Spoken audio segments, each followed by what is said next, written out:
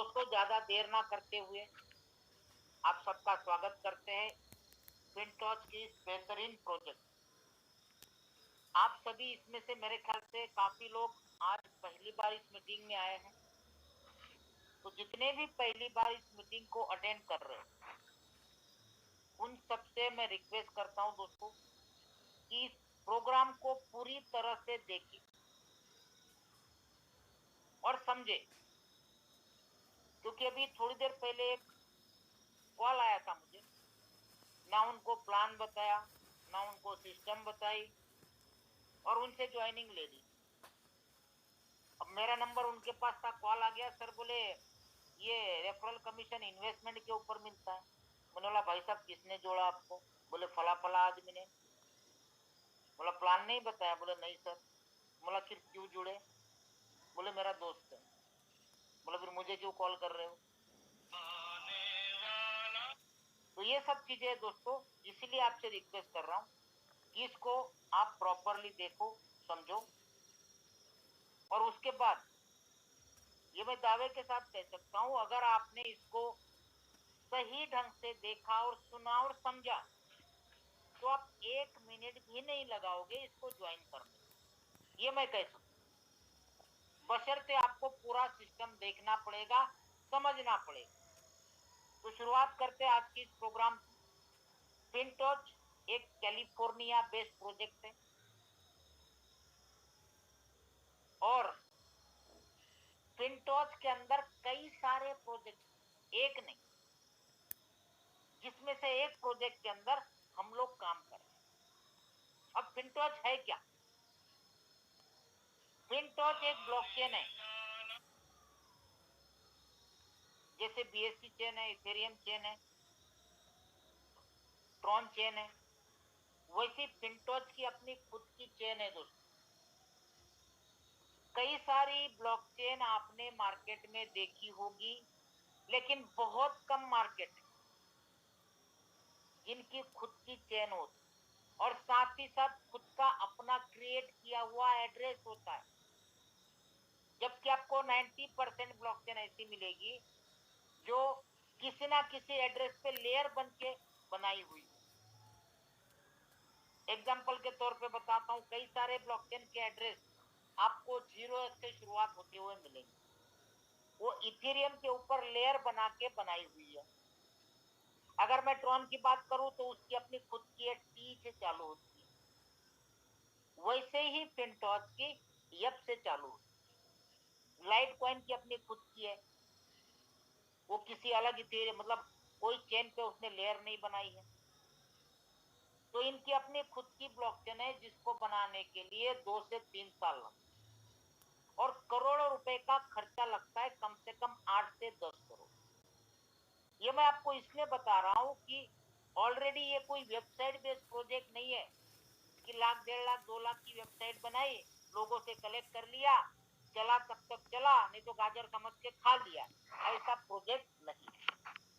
इसलिए इस चीज पे मैं फोकस करता हूं और आपको बता रहा हूं कि इनकी अपनी खुद की ब्लॉकचेन के साथ साथ इनका अपना डिसेंट्रलाइज्ड वैलेट है, जैसे ट्रस्ट वैलेट होता है, ट्रॉनलिंक प्रो होता है, मेटामास्क होता है, वैसा। फिनटॉच के वैलेट के 12 फ्रेज, 12 वर्ड, 12 सीट्स आप दुनिया के किसी भी वैलेट में इंटीग्रेट कर सकते। आप चाहते हो कि फिनटॉच के अंदर मुझे ट्रस्ट वैलेट ओपन करना है, हो जाएगा। आप चाहते हो फिनटॉच का जो वैलेट है मुझे ट्रस्ट वैलेट में ओपन करना है, मेटामास्क में करना है, ट्रॉनलिंक प्रो में करना है, हो जाएगा। इससे यह साबित होता है कि फिनटॉच एक 100% ट्रूली डिसेंट्रलाइज्ड वैलेट, ब्लॉकचेन भी डिसेंट्रलाइज, वैलेट भी डिसेंट्रलाइज, और इनकी ब्लॉकचेन के साथ इनके प्रोजेक्ट भी सारे डिसेंट्रलाइज। इनके ब्लॉकचेन में कई सारे प्रोजेक्ट 1 बाय 1 लॉन्च होते जा रहे हैं। अभी फिलहाल में P2P लैंडिंग, ओनरशिप, इक्विटी और एस्क्रो, इतनी चीजें ऑलरेडी लॉन्च हो चुकी और आपको ये भी पता है कि जिसकी ब्लॉकचेन होती है उसका अपना खुद का कॉइन भी होता है, इनका अपना कॉइन भी है। दूसरा एक बीबी का टोकन भी बनाया हुआ है अपना, जिसकी बहुत कम क्वांटिटी है और काफी अच्छे रेट पे चल रहा है। अगर आप उसका रेट सुनोगे दोस्तों तो बोलोगे यार तो ये तो बिटकॉइन से भी ज्यादा महंगा, क्योंकि आज उस कॉइन का रेट लगभग $26,500 है, जबकि बिटकॉइन 20,000 पे। तो इस लेवल की कैटेगरी के इनके पास प्रोजेक्ट है और कई सारे प्रोजेक्ट अपकमिंग। अगर फिनटॉच की मेन फीचर्स की आपको बात करूं तो ये जो ब्लॉकचेन बनाई है और इस ब्लॉकचेन पे इन्होंने जो लैंडिंग बोरोइंग का प्रोजेक्ट बनाया दोस्तों, बिल्कुल जिसपे ऑटोमेटिक लिक्विडेशन होता है विद जीरो रिस्क। साथ ही साथ ये लैंडिंग बोरोइंग प्रोजेक्ट जो बनाया वो peer to peer blockchain finance पे काम करता है, पीयर टू पीयर। तीसरा, बोरोइंग के अंदर एक लीवरेज डाली 20%, 30%, 40%, 50%। साथ ही साथ ये अपना सिक्योरिटी टोकन का ऑफरिंग भी कर रहे हैं, जो मैंने आपको एफटीएच के बारे में बताया, क्योंकि आने वाले कुछ समय के बाद ये लिस्टिंग करने जा रहे हैं बहुत बड़े स्टॉक मार्केट। तो काफी सारे फीचर्स इनके अपकमिंग में जितने हैं आपको अभी फिलहाल बता दिए हैं। यहाँ पे हम लोग जिस प्रोजेक्ट में काम कर रहे हैं, ना तो हम इनके कॉइन में काम कर रहे हैं, ना इनका कॉइन का लेन देन कर रहे हैं, ना हमका इनका कॉइन लेना है, ना बाय करना है, ना सेल करना। यहाँ पे हम इनके वो प्रोजेक्ट में काम कर रहे हैं जहाँ पे लैंडिंग बोरोइंग, हम लोग as a investor, as a lender यहाँ पे काम कर रहे हैं। और P2P पे जो ब्लॉकचेन बेस्ड है, पूरा डिसेंट्रलाइज, हमारा ही इन्वेस्टमेंट लोन पे दिया जाता है, जिससे हमको एक्स्ट्रा प्रॉफिट मिलता है, जिसको कहा जाता है high yield secured blockchain investment, जिसके अंदर बाकायदा लिखा गया है कि यहाँ पे जीरो रिस्क ब्लॉकचेन इन्वेस्टमेंट। अब आपको ताज्जुब होगा कि यार आज तक किसी इन्वेस्टमेंट प्लान के अंदर जीरो रिस्क इन्वेस्टमेंट कैसे कहा जा सकता,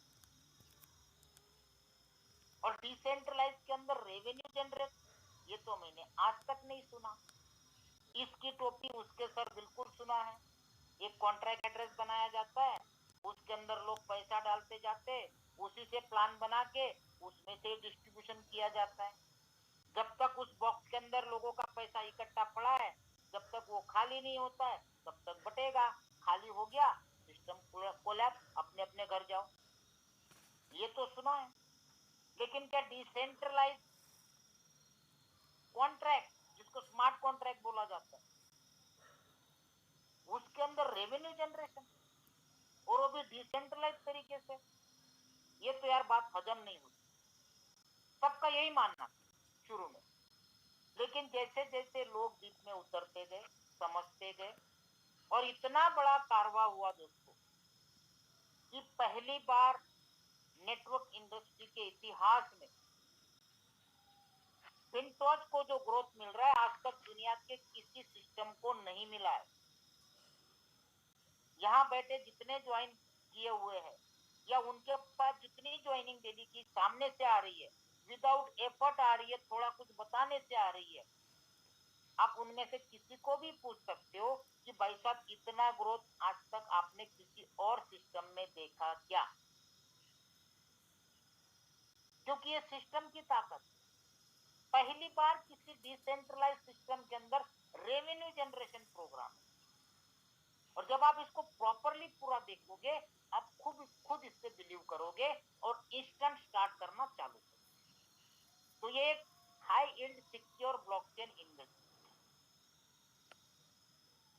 इस लेंडिंग बोरोइंग प्रोजेक्ट जो एक डिसेंट्रलाइज कॉन्ट्रैक्ट, इस कॉन्ट्रैक्ट को पूरा चेक करने के बाद सारे एल्गोरिदम, सारे कोडिंग, A to Z चीजें जो बताई वो परफेक्ट है कि नहीं, वो चेक करने के बाद दुनिया की सबसे बड़ी ऑडिटिंग कंपनी जिसका नाम सर्टिक है, उसने सर्टिफाई किया। और आज ये स्कोर दोस्तों 87 से 89 हो चुका है, बढ़ता जा रहा है। कई सारी सैकड़ों कंपनियां साल 1.5 साल से वेट कर रही है कि हमें सर्टिक का सर्टिफिकेशन मिल जाए, लेकिन नहीं मिलता है। इवन इथेरियम को 2.5 साल के बाद मिला था, क्योंकि सर्टिक ने ये बिल्कुल कहा था उनको कि जब तक आप अपने कोडिंग, जिस हिसाब से आपने प्रोग्राम डिजाइन किया है उसके हिसाब से जब तक नहीं बनाओगे तब तक आपको सर्टिफिकेशन नहीं मिलेगा।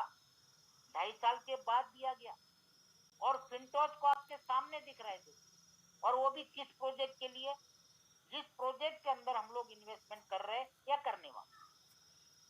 लेंडिंग एंड बोरोइंग के लिए बाकायदा लिखा है, मेंशन किया गया है। और आज दुनिया में जितना भी बड़ा काम फिनटोच में हो रहा है उसमें से 90% क्रिप्टो करेंसी के एक्सपर्ट केवल और केवल प्रोजेक्ट और ये सर्टिक का सर्टिफिकेशन देख के जुड़ रहे। इतनी ताकत है ये सर्टिफिकेशन।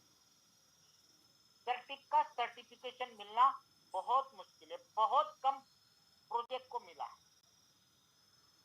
साथ ही साथ इसकी न्यूज आप बाइनांस पे भी चेक कर सकते हैं, क्योंकि बाइनांस पे सारी दुनिया का भरोसा है। आज दुनिया का सबसे लार्जेस्ट एक्सचेंज है।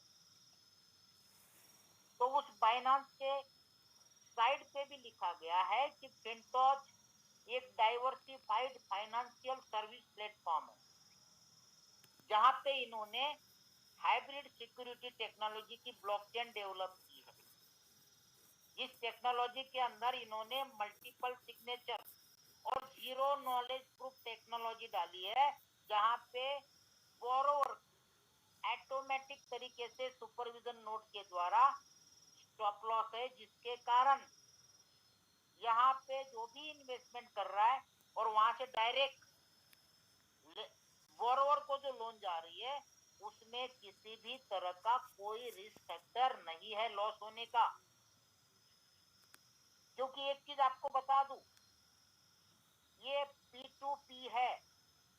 कई सारे लोगों के कान के दरवाजे में खोलना चाहता हूं जो बार बार सवाल करते हैं, कंपनी कंपनी कंपनी फिनटोच। भाई साहब, फिनटोच एक मीडिएटर है, और डिसेंट्रलाइज चीज में कोई मालिक की जरूरत नहीं होती है, ना ही यहाँ पे 1 रुपया फिनटोच के पास जाता है आपका। एक एग्जांपल देता हूं मैं आपको, बाइनेंस पे कितने लोग P2P करते हैं? मेरे ख्याल से 900 में से 700-800 लोग करते होंगे। जब आप बाइनेंस पे P2P करते हो, पैसा बाइनेंस को देते हो क्या, या सामने जो बंदा रहता है सेल करने वाला उसके अकाउंट में डालते हो, यूपीआई IMPS जो भी होता है? बाइनेंस को तो नहीं देते हो ना। अब उसको पेमेंट जाने के बाद वो USDT आपको देता है कि नहीं देता है? लेकिन कहाँ देता है? आपके बाइनेंस के फंडिंग वैलेट में। वहां से फिर आप ट्रांसफर करके स्पॉट में लाते हो, तब जाके यूज में लिया जाता है। और जब तक सेलर अपने फंडिंग वैलेट में फंड नहीं रखता है तब तक वो सेल ऑर्डर नहीं लगा सकता है, क्योंकि बीच में मीडिएटर बाइनेंस है। बायर सेलर का कुछ भी डिस्प्यूट होता है तब बीच में इंटरफेयर करता है बाइनेंस। क्या आप बाइनेंस पे जो सामने बायर सेलर है उनको जानते हो? नहीं जानते हो, फिर भी एक दूसरे का लेन देन करते हो, क्योंकि बीच में मीडिएटर बाइनेंस है। ठीक उसी तरह यहाँ पे जो लैंडिंग बोरोइंग का प्रोजेक्ट है वो कंप्लीटली P2P है, peer to peer, person to person. केवल मीडिएटर फिनटोच है। आप डायरेक्ट किसी बोरोवर को, किसी लोन वाले को डायरेक्ट देना चाहते हो, वो ऑप्शन भी अवेलेबल है। इसलिए मेरी हाथ जोड़ के आपसे विनती है दोस्तों, इस सिस्टम को ध्यान से सुनो और समझो। मैं डेली गला फाड़ फाड़ के आप लोगों को ये सारी चीजें बता रहा हूँ, तो आपका भी फर्ज बनता है कि ये सारी चीजों को चेक करना, समझना और उसके बाद करना। आपको सर्टिक मालिक का सर्टिफिकेट दिखाया, बाइनेंस की न्यूज दिखाई, आप खुद चेक करना। अब बात करते हैं कंपनी के मैनेजमेंट की, जहां हमारे लेंडिंग बोरोइंग में जरूरत नहीं है, फिर भी बता रहा हूं, क्योंकि इनका एक प्रोजेक्ट नहीं है। Lending, borrowing, blockchain, decentralize wallet, decentralize exchange, equity और कई सारे प्रोजेक्ट, इसीलिए ये सामने है। नहीं तो लेंडिंग बोरोइंग में इनकी कोई जरूरत नहीं है दोस्तों, क्योंकि वो एक P2P डिसेंट्रलाइज प्रोजेक्ट है। फिनटोज के CEO mister Bobby Joey Lambert, COO William Thomson, CFO Donald K Mark, पहले सीओओ अलग थे, अब चेंज हो चुके हैं। ये जो लोग आपको दिख रहे हैं, ये इसमें से एक भी ओनर नहीं है। ये सीईओ है, सीओओ है, सीएफओ है। उसके बाद CTO Bruce Rayner, marketing director Theodora Walker और फाइनेंस डायरेक्टर पैट्रिसिया गेटनर। ये मैनेजमेंट है, कभी भी मैनेजमेंट चेंज हो सकती है, और हमारे प्रोजेक्ट में तो जरूरत भी नहीं किसी की। साथ ही साथ इनके साथ अभी लेटेस्ट मिडल ईस्ट की एक रॉयल फैमिली $1 बिलियन का इन्वेस्टमेंट करके इनके साथ 18% पार्टनरशिप में आ चुकी। और आपको एक चीज बता दूं, ध्यान देना, इसके पहले इनके साथ Morgan Stanley as a partner हुआ करते थे 33% के, लेकिन दोनों का कुछ परसेंटेज वाइज नहीं जमा, इसलिए मॉर्गन स्टैनली को टर्मिनेट कर दिया गया। ये सवाल दोबारा कॉल पे मत पूछना कि सर मॉर्गन स्टैनली थे, उनका क्या हुआ, क्योंकि जब मीटिंग चलती है दोस्तों, तो आपको ध्यान देके हर एक चीज समझनी जरूरी है।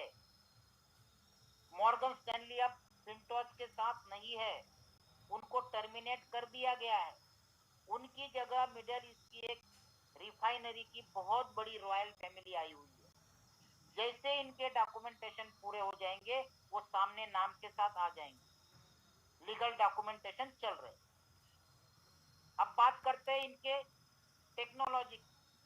इन्होंने जो ब्लॉकचेन बनाने का काम चालू किया, वो 2019 से चालू किया, और हाइब्रिड सिक्योरिटी टेक्नोलॉजी बनाते बनाते बनाते 2021 आया। 2021 तक काफी हद तक इन्होंने काम कर लिया, और इनकी ब्लॉकचेन देख के इनको, जब अमेरिका में ब्लॉकचेन समिट हुआ था, तब उनको इस टेक्नोलॉजी के लिए अवार्ड भी दिया गया। जब ब्लॉकचेन तैयार हुई, तो लैंडिंग बोरोइंग के लिए, सुपरविजन के लिए, वैलिडेशन के लिए, मॉनिटरिंग के लिए नोड्स बनाने, जिसको कहते हैं सुपरवाइजरी नोड।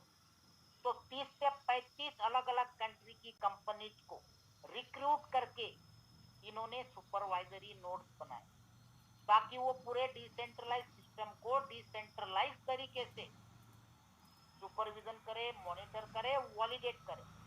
जिसमें से कुछ बड़े बड़े नाम आपके सामने हैं। बिटग्यू है कैलिफोर्निया से, लिंको सिंगापुर से, क्रिप्टोस ऑस्ट्रेलिया से, क्वाइन सेंटर वाशिंगटन डीसी से। ऐसी कुल मिला के 100 कंपनीज है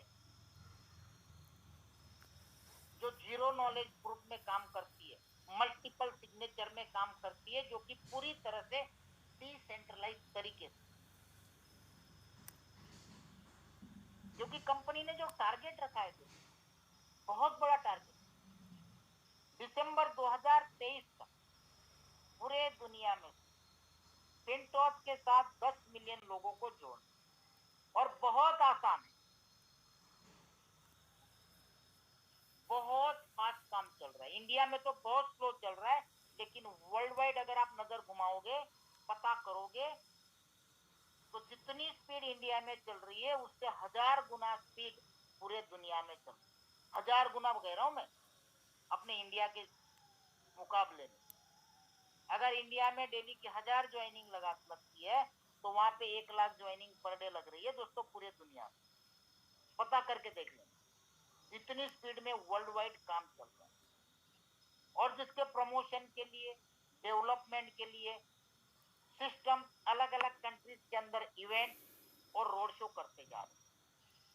और इस इवेंट की और रोड शो की शुरुआत इन्होंने नवंबर 2022 जहां सबसे पहला इवेंट और रोड शो इन्होंने सिलिकॉन वैली में किया, फिर London, Toronto, Singapore, Kuala Lumpur, Beijing, Shanghai, Tokyo, Seoul, उसके बाद इंडोनेशिया के बाद आप देखो फरवरी 11 से 13 वियतनाम, मार्च में इंडिया की बारी थी 11-13, लेकिन इंडिया का कैंसिल करके 13 तारीख को मलेशिया में रखा है मंडे को।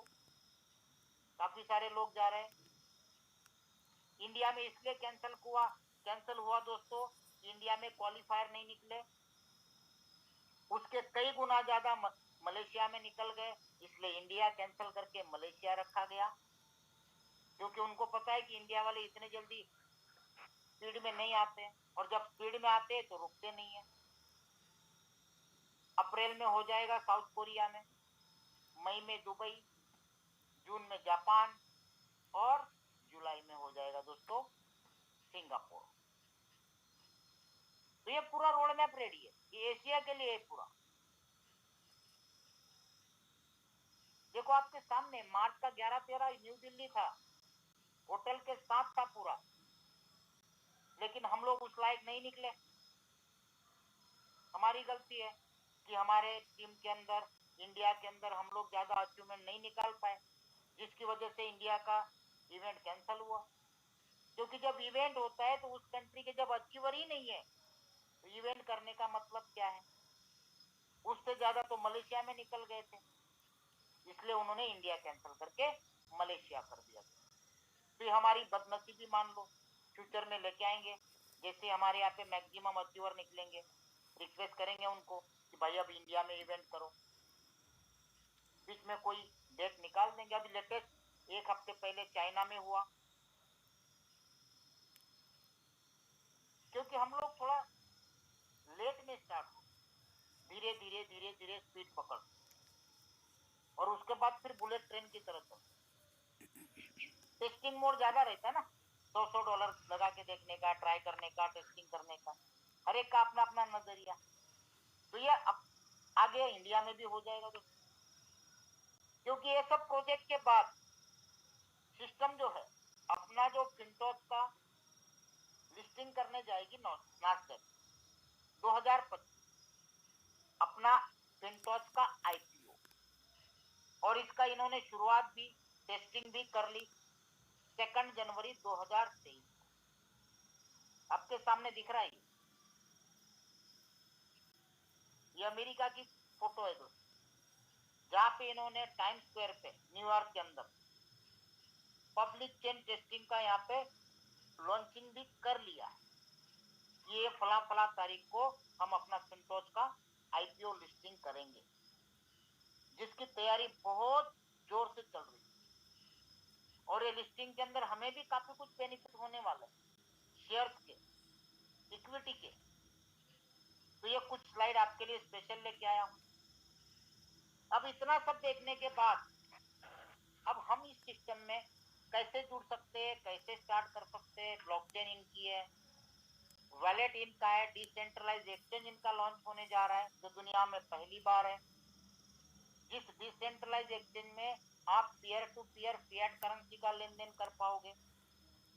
बहुत कुछ चीजें, और हमारे लिए जो स्पेशल प्रोजेक्ट बनाया है वो है लैंडिंग एंड बोरोइंग, मतलब इन्वेस्टमेंट एंड लोन। यहाँ पे हम एज ए लेंडर शुरुआत कर सकते हैं, और लेंडर होने के लिए कम से कम एज ए इन्वेस्टर मान $100 से हम शुरुआत कर सकते हैं, और $100 के मल्टीपल में हम लगा।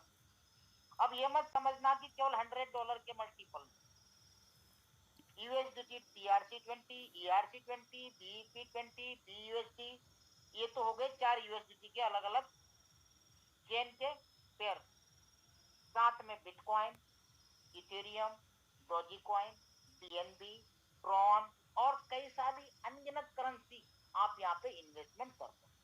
और हाँ, ध्यान देना दोस्तों, यहाँ पे अगर आप सोना दे रहे हो तो सोना ही मिलेगा, ऐसा नहीं बाकी कंपनी की तरह आप सोना दे रहे हो और बदले में आपको पीतल पकड़ा रही है, नहीं। क्रिप्टो के अंदर 99% कंपनियां आपसे सोना लेती है और आपको पीतल पकड़ाती है। सही बोल रहा हूँ गलत बोल रहा हूँ? अपने अपने टोकन पकड़ा देती है, ये बिटकॉइन बन जाएगा, ये फलाना हो जाएगा, ये ढिमका हो जाएगा। आपसे यूएसडीटी लेगी, बीटीसी लेगी, बीएनबी लेगी और आपको देगी क्या? अपना टोकन। लेकिन यहाँ पे ऐसा नहीं है, ये एक लैंडिंग बोरोइंग प्रोजेक्ट है। आपने अगर बिटकॉइन लगाया है तो बिटकॉइन ही आपको वापस मिलेगा प्रॉफिट के साथ। बीएनबी लगाया तो बीएनबी ही मिलेगा, ट्रॉन लगाया तो ट्रॉन ही मिलेगा, और यूएसडी लगाया तो यूएसडीटी ही मिलेगा, और TRC20 लगाया तो TRC20 ही मिलेगा, BEP20 नहीं मिलेगा, और अगर BEP20 लगाया तो BEP20 ही मिलेगा। ओके, तो काफी कुछ लोगों के सवाल आते हैं, सर कितने कॉइन आएंगे, कौन सा कॉइन मिलेगा, तो ये मैं क्लियर करने के लिए आपको समझा रहा हूं। जो आप लगाओगे वही मिलेगा। और जब आप ये इन्वेस्टमेंट करते हो किसी भी फॉर्मेट में, तो आपका जो कॉन्ट्रैक्ट रहता है केवल 7 दिन का रहता है, ओनली 7 डेज, और ये 7 दिन तक आपको डेली का 1% प्रॉफिट मिलता है। एग्जाम्पल के तौर पे देख लीजिए, मान लो आपने $10,000 लगाए, तो डेली 1% मतलब $100 डेली के हो, 7 दिन का काउंट करोगे $700 हो गए। ये डेली के $100 को चाहे तो आप डेली के डेली विड्रॉल कर सकते हो आए हुए प्रॉफिट को, और 7 दिन के बाद आपके पास 2 ऑप्शन आते हैं, क्योंकि 7 दिन का कॉन्ट्रैक्ट है, कॉन्ट्रैक्ट पूरा हो गया, आपका जो कैपिटल है जो कॉन्ट्रैक्ट में से बाहर निकल के आप उसको चाहो तो रीइन्वेस्ट कर सकते हो। आपको लगता है यार बेटर सिस्टम है, शानदार है, रियल गेनिंग हो रहा है, तो आप क्या करोगे? उसको रीइन्वेस्ट करोगे। आपको लगता है नहीं यार 7 दिन हो गए, मेरा पैसा डूब सकता है, क्या करूं? क्योंकि आपने सिस्टम को समझा नहीं है, किसी के कहने पे ऊपर ऊपर देखा और लगा दिया, चलो 7 दिन का रिस्क लेते, तो आप क्या करोगे? 7 दिन होते ही उसको रिडीम कर लोगे। हर एक की अपनी अपनी सोच है, अपनी अपनी थिंकिंग है, कौन किस लेवल पे सोचता है, कितना डीप में जाके स्टडी करता है, उसके ऊपर डिपेंड करता है। तो दोनों ऑप्शन आपके पास, डेली विड्रॉल करना चाहे कर सकते हैं प्रॉफिट को, 7 दिन बाद आपका जो कैपिटल है अपने आप बाहर निकल आता।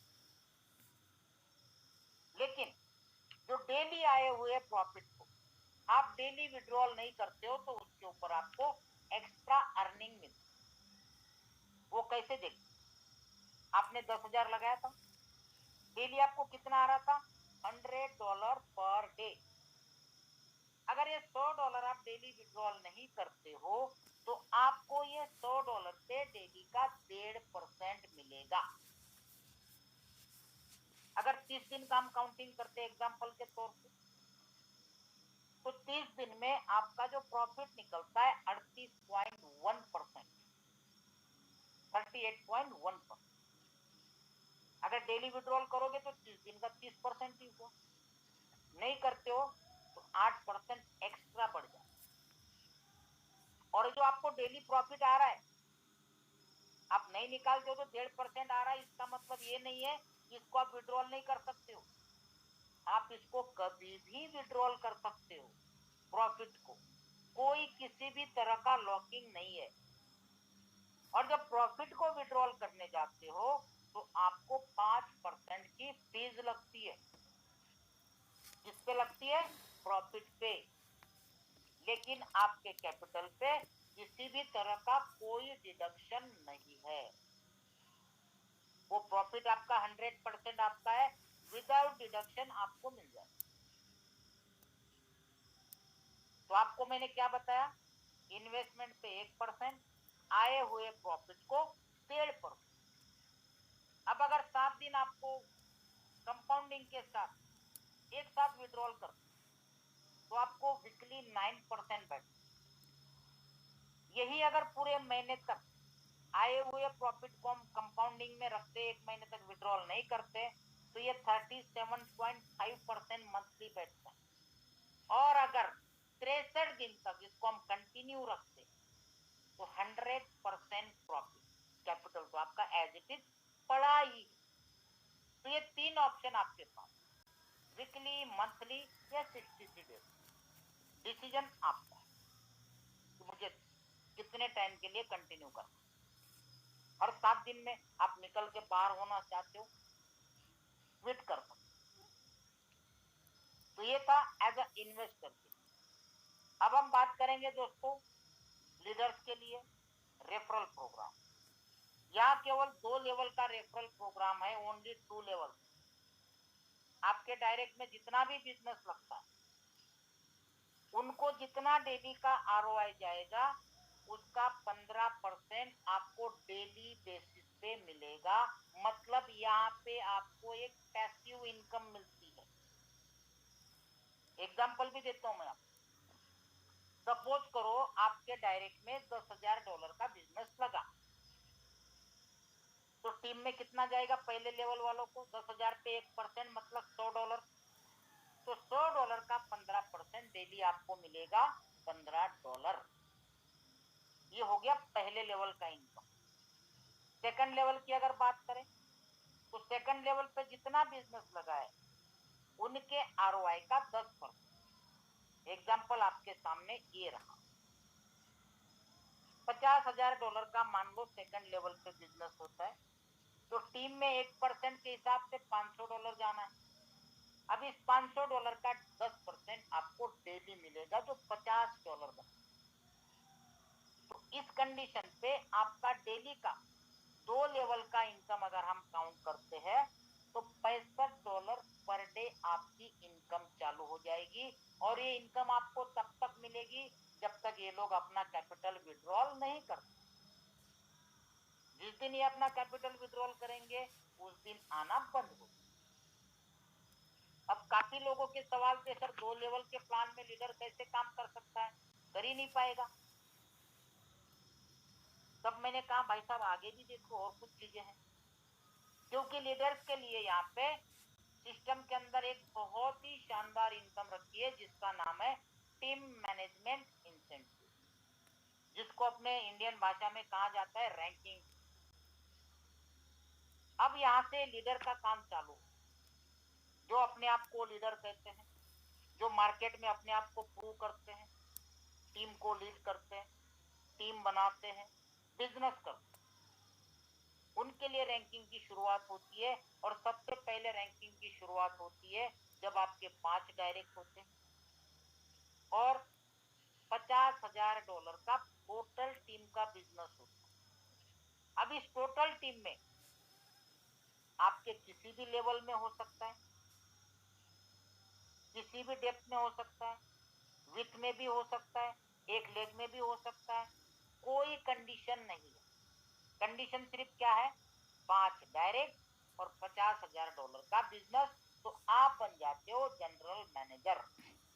और जनरल मैनेजर की डेली की इनकम कम से कम $100 पर डे चालू हो जाती है। जनरल मैनेजर को टोटल टीम के आरओआई का 20% दिया जाता है। अगर डेली का मिनिमम 100 काउंट करते हैं तो महीने का $3,000 हो जाता है दोस्तों, केवल general manager rank. Second rank पे बात करते हैं। आप जीएम बन चुके हो, डेली आपको $100 आ रहे हैं, आपका काम चालू है। जैसे आपके नीचे 2 अलग अलग लेग में एक एक जीएम निकलता और $1.5 लाख का बिजनेस, और बिजनेस कम्युलेटिव है। उस 1.5 लाख में जीएम का 50,000 काउंट किया जाता है। 2 अलग अलग लेग में जीएम और $1.5 लाख का बिजनेस होते ही आप बन जाते हो वाइस प्रेसिडेंट। और वाइस प्रेसिडेंट की डेली की इनकम 250 से 300 मिनिमम बता रहा हूं, जबकि आज की डेट में वीपी की इनकम 800 से $1,000 तक भी आ रही है, क्योंकि बिजनेस बढ़ता जा रहा है। 1.5 लाख पे तो रुकेगा नहीं। वीपी पे वाइस प्रेसिडेंट टोटल टीम के टर्नओवर का 30% दिया जाता है। जनरल मैनेजर को 20%, जीपी को टोटल टीम के आरओआई का 30%, तीसरे रैंक पे चल।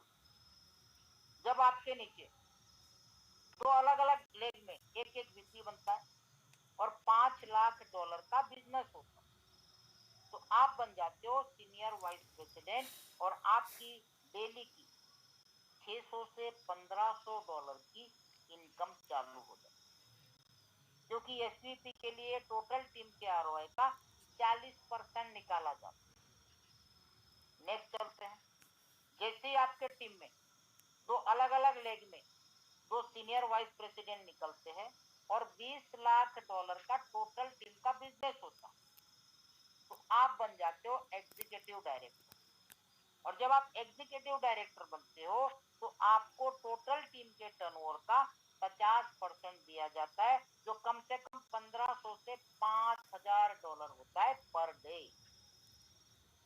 और लास्ट रैंक है जिसके लिए आपके टीम में दो अलग अलग लेग में दो एग्जीक्यूटिव डायरेक्टर और $60 लाख का बिजनेस जैसे ही होता है तो आप बन जाते हो मैनेजिंग डायरेक्टर।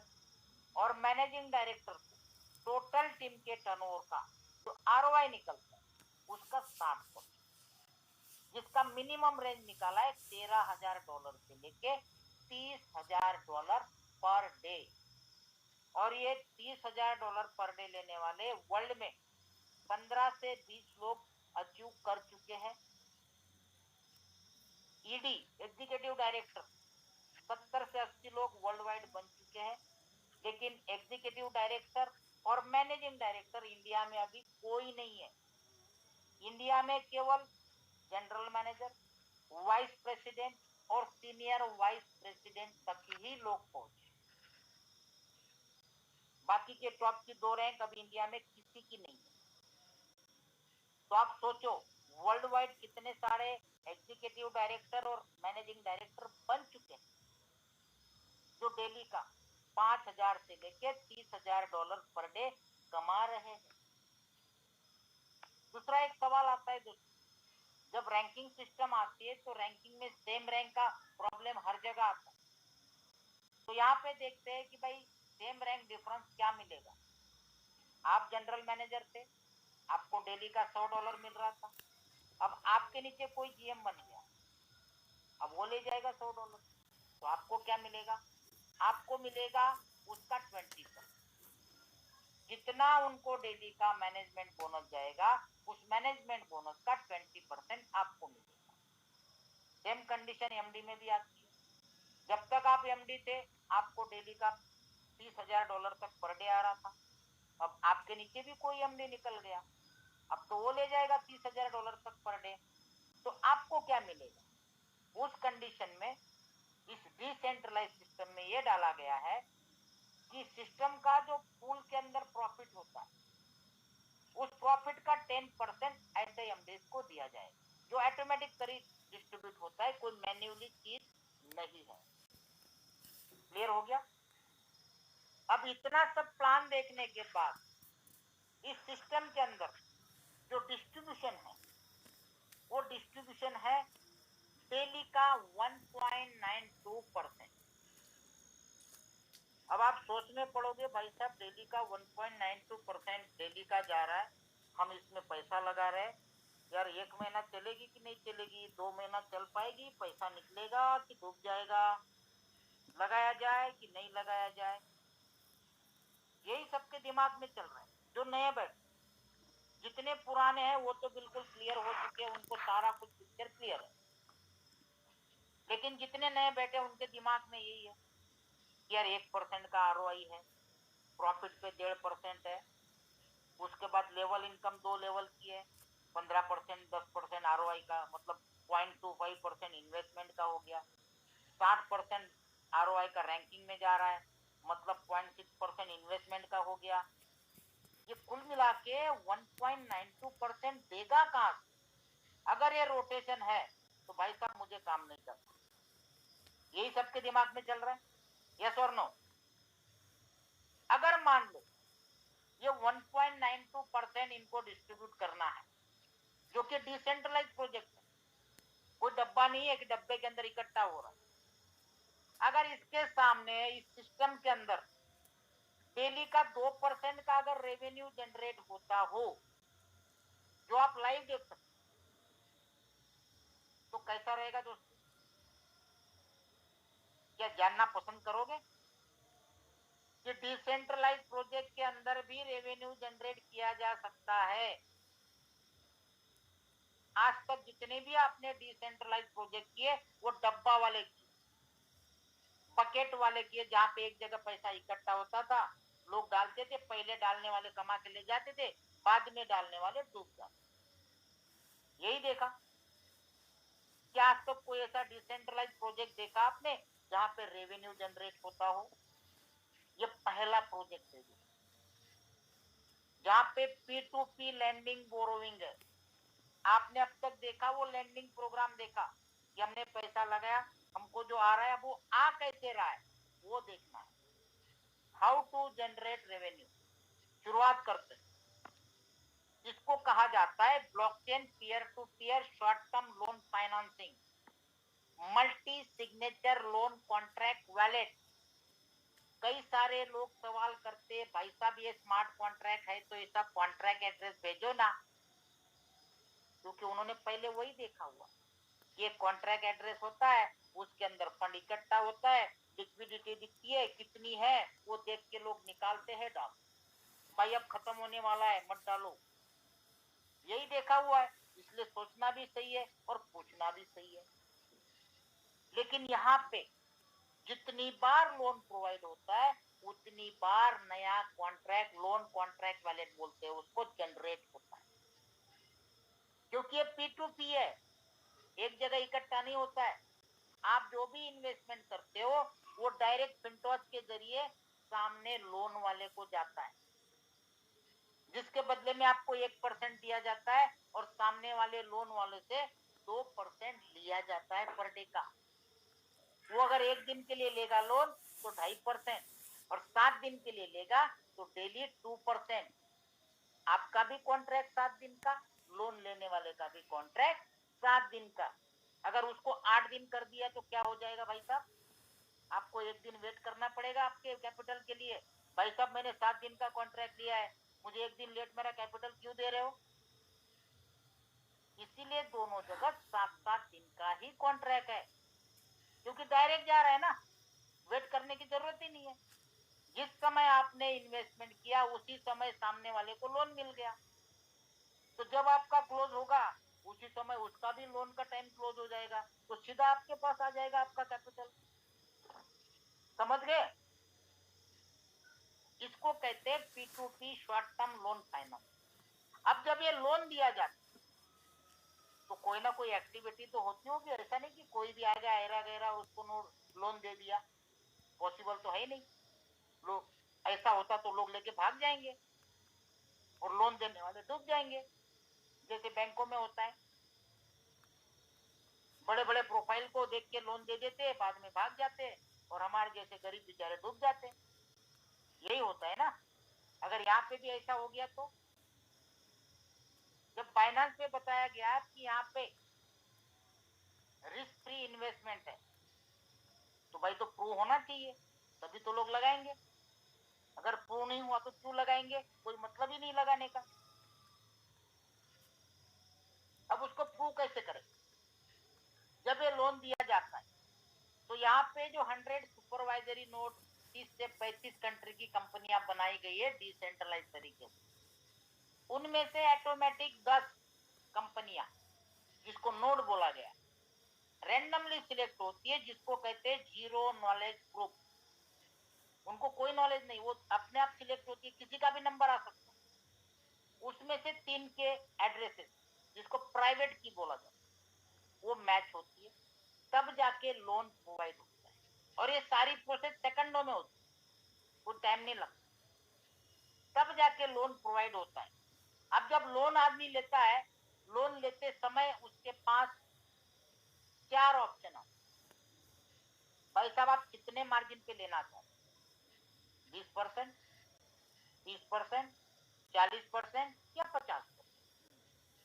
उसके बाद नीचे बोरोइंग साइकिल भी पूछी जाती है, भाई साहब 1 दिन के लिए चाहिए या 7 दिन के लिए? उसके बाद आपके पास कौन सा मार्जिन मनी है, बाइनांस चेन पे है तो आप पैनकेक में कर सकते हो, ट्रॉन चेन में है तो आप सनस्वैप में कर सकते हो, इथेरियम चेन पे है तो आप यूनिस्वैप पे कर सकते हो। जब ये फाइनल होता है तो बंदा ट्रेडिंग चालू कर देता है। अब सवाल ये आता है दोस्तों, ध्यान से सुनना, लोग बोलेंगे भाई साहब 2% पे लोन लेके लोग क्यों ट्रेडिंग करेंगे, बाइनांस में तो जरूरत ही नहीं है, ऐसे ही लीवरेज मिलती है। सवाल सही है या गलत है, यही बोलोगे ना? तो थोड़ा ध्यान से देखना आप, सेंट्रलाइज एक्सचेंज में दुनिया भर का मैनिपुलेशन होता है, बहुत उथल पाथल होता है, ट्रस्टेबल नहीं होता है। और रही बात बाइनांस की, मैं ओपनली बोल देता हूँ, बाइनांस सिर्फ ट्रेडरों को लूटने का काम करता है।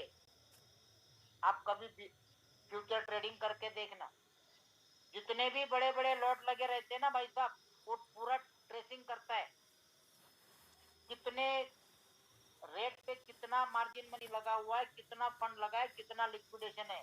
अगर मैं इसके थोड़ा सा नीचे ले जाऊं तो ये सारा लिक्विडेशन हो जाएगा, सारा माल अंदर हो जाएगा, और करता है। जो फ्यूचर में ट्रेडिंग करते हैं वो इस बात को एक्सेप्ट करेंगे।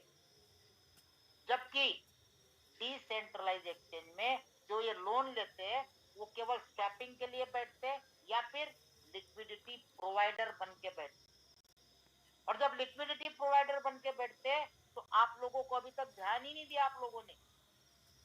जब आप ट्रस्ट वैलेट पे पैनकेक में जाके स्वैपिंग करते हो, भाई मेरे पास यार यूएसडीटी है, मुझे इसको ट्रॉन बनाने हैं, स्वैप कर लेना यार, तुरंत बोल देते हम। और आदमी तुरंत जाके वहां पे अमाउंट डालेगा, सिर्फ ऊपर यूएसडीटी नीचे ट्रॉन, ऑल अमाउंट करेगा जितना डालना है और सीधा स्वैप का बटन दबाएगा। लेकिन कभी नहीं देखता किस रेट से स्वैप हो रहा है, कितनी फीस जा रही है, उसको तो सिर्फ स्वैप करने में मजा।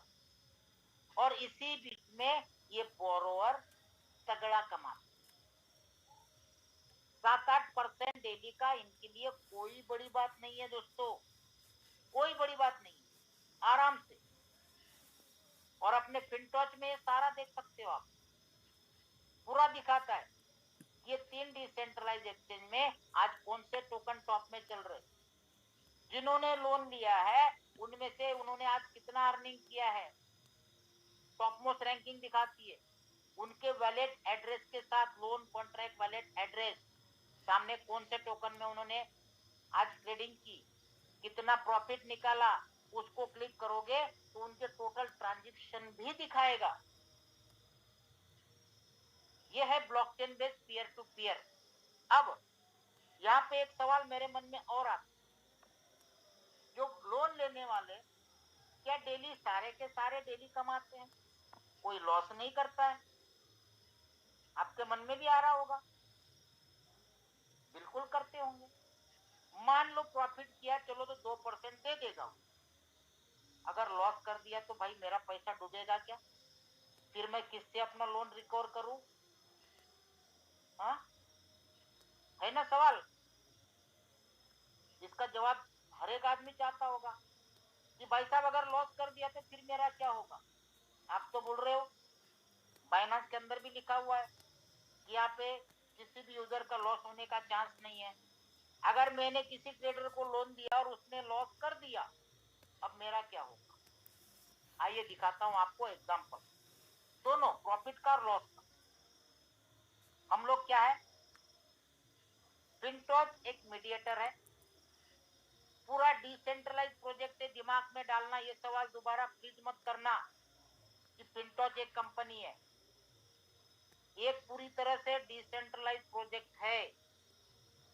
फिनटॉच भले ही कंपनी है, उसके ओनर है, उनके कई सारे प्रोजेक्ट है, उसमें से ये एक प्रोजेक्ट है जो डिसेंट्रलाइज है, जहां ओनर की जरूरत नहीं है। बार बार चीजें बता रहा हूं मैं ये, और अपने लीडर को तो खास बता रहा हूं मैं। जो आपके दिमाग में भूसा भरा हुआ है, कंपनी लेके भाग जाती है, कंपनी होगी तो भाग जाएगी। यहाँ आपका पैसा फिनटॉच में नहीं जा रहा है, देखो अभी लाइव भी दिखाऊंगा आपको मीटिंग के बाद। पहले 950 का आंकड़ा था, अभी 770 का रहा है। बाकी जितने चले गए उनको बोलना फोन ना करे कभी। अगर मीटिंग में बैठ के पूरा स्टडी करके चेक नहीं कर सकते हो तो आपको सवाल करने का भी कोई राइट नहीं है दोस्तों। काम करो चाहे ना करो, क्योंकि बहुत बड़ी दुनिया है। जिसको समझ में आता है वो करता है और बड़े लेवल पे करता है, और जिसको सीखने की चाहत होती है वो छोड़ के नहीं जाता। तो आप देखो, फिनटॉच एक मीडिएटर है और हम लोग क्या है, एक लेंडर है, इन्वेस्टर है। हम लोग जो इन्वेस्टमेंट करते हैं उसके सामने हमें डेली 1% मिलता है, और बाकी का रेफरल वगैरह पकड़ के 0.92% का डिस्ट्रीब्यूशन होता है। मतलब कुल मिला के 1.92%। अगर इससे ज्यादा रेवेन्यू जनरेट होता है तो सिस्टम को कहीं पे भी कोई आंच नहीं आनी है। और दूसरी बात, ना ये पैसा फिनटॉच में जाता। अब देखिए, सेकंड बोरोवर मतलब लोन लेने वाले, ये कौन होते हैं? ट्रेडर। इनको लोन चाहिए एक दिन के लिए 2.5%, 7 दिन के लिए चाहिए तो पर डे 2%। मैंने आपको 4 मार्जिन बताई, मैं लाइव भी आपको लास्ट में वॉलेट ओपन करके दिखा दूं। ये लोग क्या करते हैं, 4 मार्जिन में से किसी भी मार्जिन में काम करते हैं, 20%, 30%, 40%, 50%। और हर एक मार्जिन में पहले से ही, जब मार्जिन फिक्स है तो पहले से ही स्टॉप लॉस लगा के रख, वो डिसेंट्रलाइज तरीके से पहले से ही एल्गोरिदम डाल। अब 50-50 का हम एग्जांपल लेते हैं मार्जिन का। 50-50 में क्या होता है, जितना आपके पास मार्जिन मनी पड़ा है उतना ही लोन ले सकते। मतलब आपके बैलेंस में, वॉलेट में $1000 पड़े हैं तो $1000 का ही लोन आप ले सकते। अब आपके पास $2000 हुआ, 2000 पे मान लो आज पूरे दिन आपने 7% का प्रॉफिट, जिसका $140 बनता है, जिसमें से लोन में कितना जाएगा आज का? 2%, वो भी 1000 पे, क्योंकि 1000 का ही लोन लिया है, $20। फिर भी आपके पास $120 प्रॉफिट हुआ। अगर मान लो आपने लोन नहीं लिया होता और केवल $1000 पे आपने वहां पे स्वैपिंग या लिक्विडिटी प्रोवाइडर बन के खड़े होते तो आपको 7% ही आपने निकाला होता तब भी, तो केवल $70 का प्रॉफिट होता। लोन लेने के बाद और लोन चुकाने के बाद $120 का प्रॉफिट। इसको क्या बोलेंगे हम? विन विन सिचुएशन, कि भाई बंदा अच्छा ट्रेडिंग कर। अब वही उल्टा देखते हैं, लॉस हो गया तो सेम सिचुएशन लेते 50-50। 1000 आपका मार्जिन पड़ा है, 1000 आपको लोन दिया, 2000 पे ट्रेडिंग चालू किया, आप लिक्विडिटी प्रोवाइडर बन के खड़े हो गए, शॉपिंग के लिए खड़े हो गए, और अचानक रेट सडनली गिर गया। जिस कॉइन का आप लिक्विडिटी प्रोवाइडर बन के बैठे हो वो कॉइन का रेट गिर गया सडनली। तो यहाँ पे 50% आपका जो स्टॉप लॉस है वो 30% पे सेट होता है, जो ऑलरेडी पहले थी। जैसे 30% पे टच करते हो, आपका ट्रेड, जो भी आपने लिक्विडिटी प्रोवाइडर बने हो या स्वैपिंग के लिए बैठे हो, अपने आप क्लोज हो जाए। आपकी लिमिट, स्टॉप लॉस खत्म हो। आपने लॉस कितना किया? $600। बचा कितना? 1400। इसमें से अपने आप, क्योंकि ये डिसेंट्रलाइज प्रोजेक्ट है, 1000 आपका जो लोन था वो प्लस 7 दिन का इंटरेस्ट, चाहे आपने एक दिन में लॉस किया हो, क्योंकि कॉन्ट्रैक्ट जो है वो पूरा का पूरा लगता है 7 दिन। जैसे आपको भी 7 दिन का कॉन्ट्रैक्ट है, बीच में आप नहीं निकल सकते हो, 7 दिन का ही प्रॉफिट मिलना है, वैसे ही लोन वाले को भी 7 दिन का ही ब्याज लगता है, चाहे वो एक दिन में लॉस करे। तो 140 तो पक्का। अगर बंदे ने एक दिन में लॉस कर दिया तो भाई साहब एक ही दिन में 14% का प्रॉफिट, और 7 दिन तक वो प्रॉफिट भी करता रहा तो 2% तो फिक्स है, जिसमें से 1.92% का डिस्ट्रीब्यूशन है। अब जब प्रॉफिट ये हुआ, उसमें से आपको चला गया, रेफरल में चला गया, रैंकिंग में चला गया, और बाकी का फिनटॉच में आया, और बचा हुआ उसका यूएसडी या जो भी उसने लगाया वो उसके वैलेट में चला गया। ये है रेवेन्यू जनरेट प्रोग्राम, जिसका चार्ट ये आपके सामने देखिए। सारे एल्गोरिदम कहां से कैसे जाता है। एक भी रुपया फिनटॉच में नहीं जाता है। जब आप इन्वेस्टमेंट करते हो सीधा बोरोवर के पास जाता है, और डायरेक्ट आप बोरोवर को देना चाहते हो तो भी पॉसिबल है। अगर ट्राई करना है तो 2 वैलेट ओपन करना, एक में लेंडर बनना, एक में बोरोवर बनना, और आपका ही लोन इन्वेस्टमेंट आप खुद ही लोन लेके ले सकते हो। तब तो समझ में आ जाएगा ये P2P है कि नहीं है। तब तो समझ में आएगा फिनटॉच में जा रहा है या सीधा लोन वाले के पास जा रहा है। एक्सपेरिमेंट करके तो देखो, हम हर एक एक्सपेरिमेंट करके देख चुके हैं। आपको भी करना जरूरी है तसल्ली के लिए, क्योंकि जब तक पूरी तरह से किसी को सेटिस्फेक्शन नहीं होता है दोस्तों, तब तक आपको ग्रोथ नहीं मिलती है। क्योंकि हम लोग जो काम करते हैं घर चलाने के लिए नेटवर्किंग नहीं कर रहे दोस्तों। रिकॉर्ड ब्रेक करने के लिए हम लोग नेटवर्किंग करते हैं, और जहां पे भी करते हैं बड़े लेवल पे ही करते हैं। तो आपको भी यहाँ पे किसी भी जगह, कोई पर्टिकुलर किसी कंपनी की बात नहीं कर रहा हूँ, जब भी कोई चीज करो सोच समझ के करो, देख के करो, आंख पे पट्टी बांध के मत करो, और जब पूरा सेटिस्फेक्शन हो जाए उसके बाद मत रुको। बढ़ते जाओ बढ़ते जाओ। ये देखिए, इसके अलावा इन्होंने अपने प्लेटफॉर्म पे कई सारे क्वाइंस को लॉन्च किया बोरोइंग के लिए। ये आपके सामने है, इनका भी बोरोइंग चालू हो गया। ये देखो लेटेस्ट न्यूज, ये देख लो, 6 क्वाइन को इन्होंने लिस्टिंग कर दिया बोरोइंग के लिए। पैनकेक पे भी है, यूनिस्वैप पे भी है, सनस्वैप पे भी है। दोस्तों आने वाले टाइम में बहुत कुछ मिलेगा। बाकी जो इथेरियम पे, बाइनेंस चेन पे, ट्रॉन चेन पे जितनी है वो तो है ही है, और दुनिया में सबसे ज्यादा टोकन कॉइन बने हैं तो इथेरियम पे, ट्रॉन पे और बाइनेंस पे ही बने। पॉलीगॉन तो बाद में आई, जिन्हें चुने हो सकते हैं उसमें, वो भी आ जाएगी। तो ये सारी चीजें दोस्तों, हर एक चीज आप देख सकते हो। अब दूसरा और एक बेनिफिट बता दो, जितने भी इन्वेस्टर हैं फिनटॉच के अंदर एज अ लेंडर, उनके लिए जो इनकी इक्विटी बनी है, जो नास्डैक में लिस्टिंग होने वाली है, उस इक्विटी के बदले में अभी दिए जा रहे हैं एफटीएच कॉइन, जिसका आज का रेट $26,500 है। 30% इन्वेस्टर के लिए रखे गए हैं, 18% मिडल ईस्ट के रॉयल फैमिली के लिए, और 52 कंपनी ने अपने खुद के लिए, क्योंकि इक्विटी में 50% से ज्यादा जिसके पास है वही ओनर होता है। अब ये मिलेंगे कैसे मैं दिखाता हूँ, और आगे क्या बेनिफिट हो सकता है जब लिस्टिंग होगा। देखो, स्टॉक मार्केट में लिस्टिंग होने वाला है नास्डैक में, दुनिया का सबसे बड़ा स्टॉक मार्केट अमेरिका का। जिसने भी मान लो 10,000 लगाए, उसको डेली का $100 आना है आरओआई का, तो उसको डेली का $1 वैल्यू का फ्री में एफटीएच कॉइन दिया जाता है। आरओआई तो मिल ही रहा है आपको 1%, साथ में $1 वैल्यू का एफटीएच कॉइन दिया जाता है। या फिर जिसका भी आरओआई में $100 का अर्निंग होता है, उसको भी $1 वैल्यू का एफटीएच कॉइन दिया जाता है।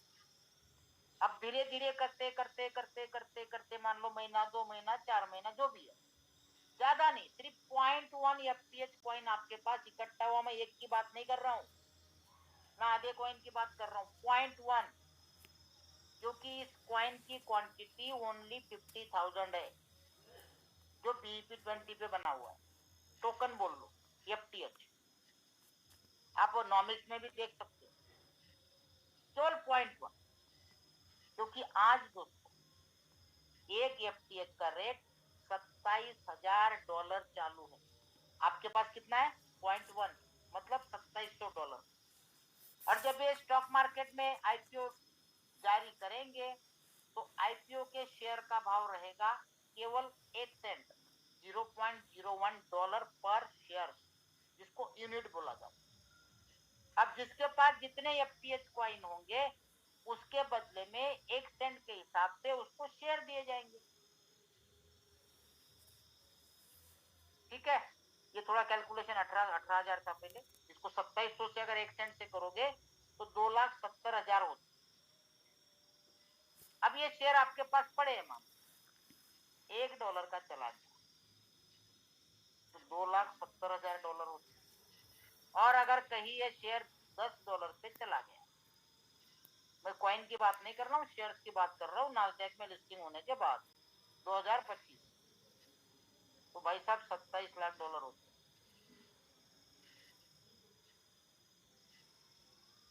जिसके लिए हमने कुछ नहीं लगाया, हमने जो पैसा लगाया डेली 1% के लिए लगाया, प्रॉफिट पे 1.5% के लिए लगाया, इसके लिए तो लगाया नहीं। लेकिन एज ए इन्वेस्टर ये आपको पार्टनरशिप दे रही है, 30% इन्वेस्टर के लिए निकाला गया है, तो आप समझ सकते हैं इस चीज को। तो लास्ट में एक आपको समरी बता देता हूं कि पूरी दुनिया इसके पीछे पागल क्यों है, पूरे दुनिया के रिकॉर्ड इसने क्यों तोड़े। जिसका सबसे पहला रीजन है, ये पूरी तरह से प्रोजेक्ट डिसेंट्रलाइज P2P है। दूसरा, इस प्रोजेक्ट को सर्टिक ने ऑडिटेड किया हुआ है, और सर्टिक दुनिया की सबसे बड़ी ऑडिटिंग कंपनी है, जिसके सर्टिफिकेट के लिए कंपनियां तरसती है। तीसरा, रजिस्टर्ड कंपनी है और लीगल कंपनी है। चौथा, सबसे मेन मुझे लगता है, वर्ल्ड वाइड कम्युनिटी। और लास्ट में आता है latest blockchain technology with decentralized wallet and decentralized exchange. तो ये सारी चीजें जो